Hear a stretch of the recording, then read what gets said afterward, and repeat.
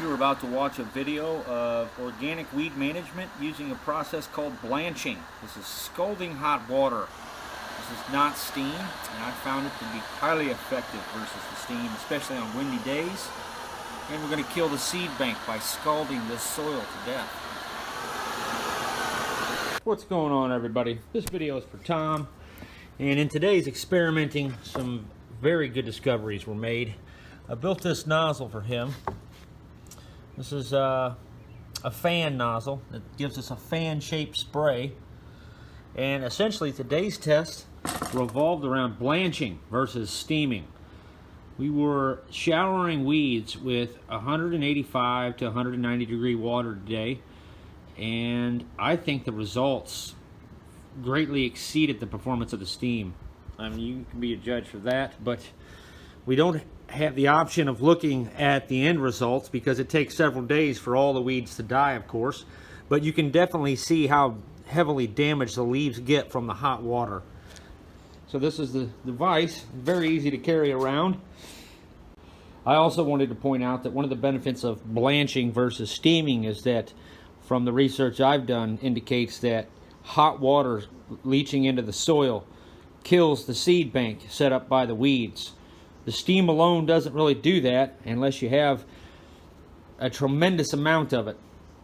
We're talking like a steam locomotive blowing onto the ground here, so like a tractor's worth, from what I've read anyway. It makes sense, and the hot water works so much better at seeping down into the ground. So hopefully we see a far longer stand down versus the steam attack with how long the weeds stay dead.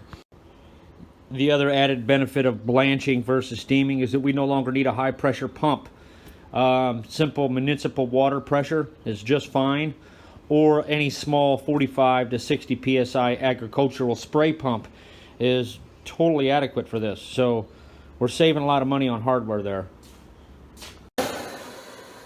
Okay, Tom, so let's check this new process out. I'm liking this a lot better than the steam myself. I can definitely see, watch this dandelion here just fall right over.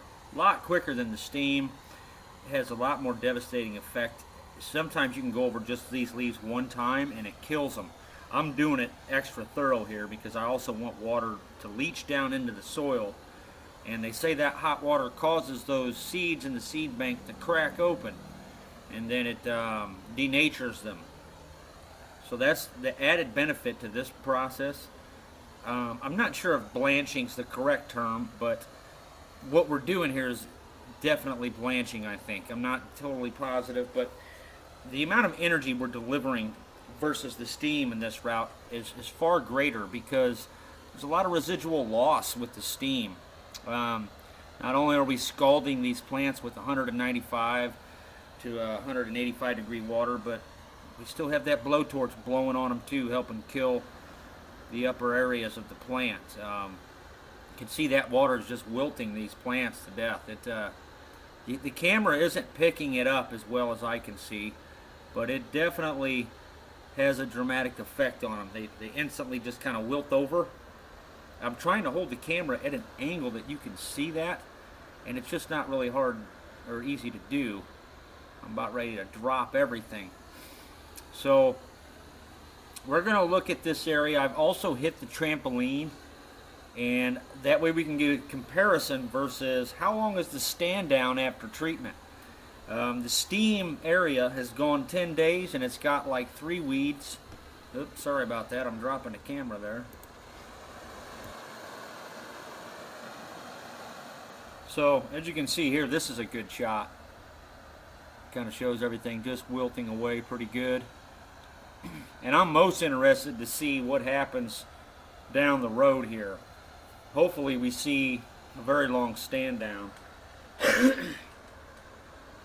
Definitely blanching these leaves.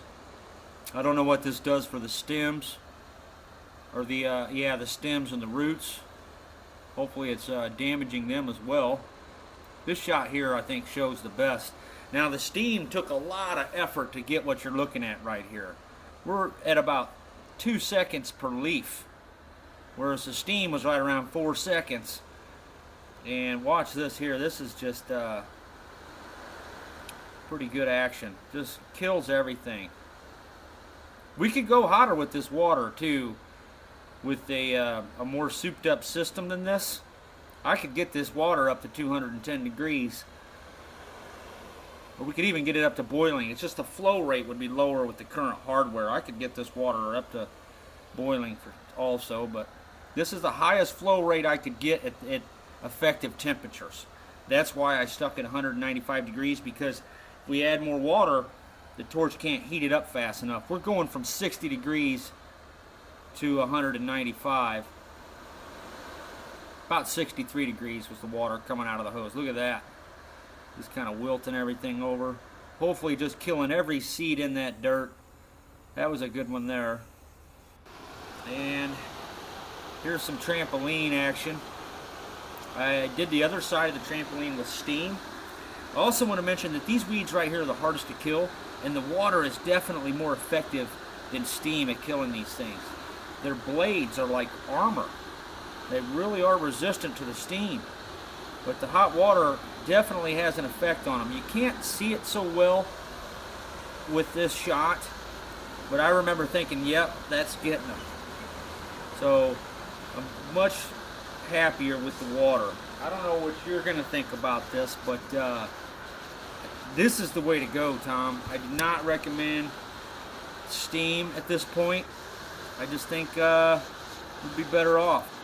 The steam just kind of blows away in the wind anyway. This hot water is doing what we really want it to do. The seed bank is what me and you are most worried about. Killing the weeds is fine, but if you got to come back in 10 days, I mean, how expensive are we going to allow this to get? Like I said, the other area that I treated with just steam is, I believe, on its 10th day. I'm going to confirm that. And it's got like 2 or 3 weeds coming back in that area. Nothing big, just little tiny sprouts, you know, so it's not completely barren. So we obviously didn't kill the seed bank. This right here, I'm hoping is a different story. I'm really interested to see how this looks down the road. I'm going to post this video as is without the after footage, just so you guys can take a look at it. And then I'm going to re-edit the video showing the before and after each clip that we're looking at here. These, like I said, these weeds I'm spraying right now are super tough to kill. They are very hard to kill. They're just, there's nothing to them. They're like armor. But if you turn their leaves light green, then you know they're dead. They're kind of the opposite as the other ones.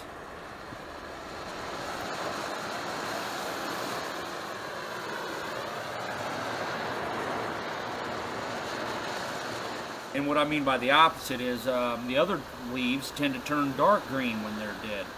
But those really tough weeds, their leaves will turn light green, indicating you've done the job. These here, you ought to see the color change.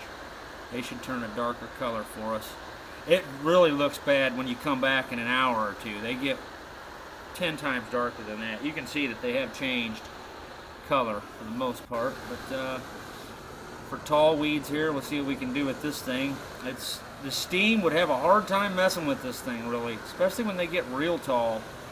But I can definitely tell the hot water is just messing this thing up bad. It's not going to come back from that, I don't think.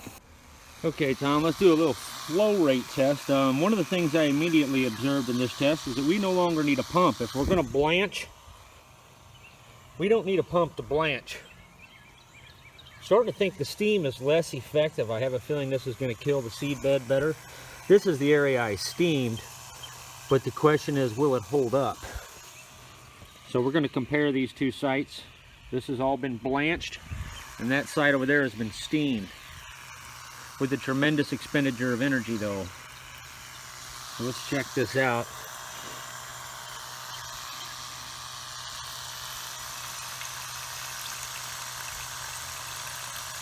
It's a fairly good flow rate.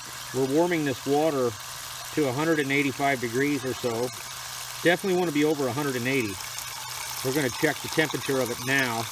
It's probably 50 degrees, 52 or 54.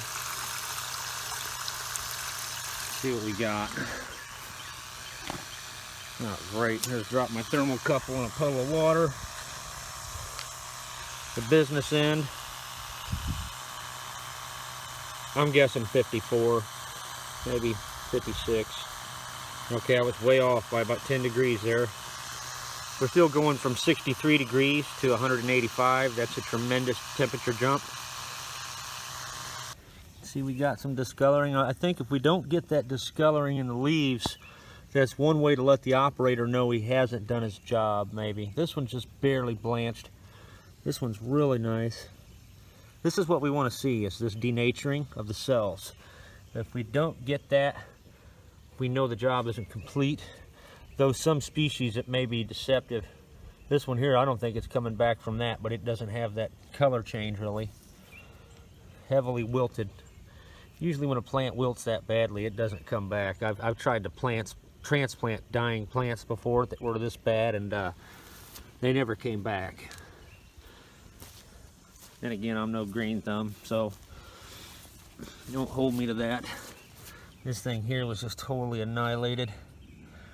So we want to soak a lot of that hot water down into the soil to bust the seeds open and then to scald them. So the higher flow rate's definitely going to be desirable.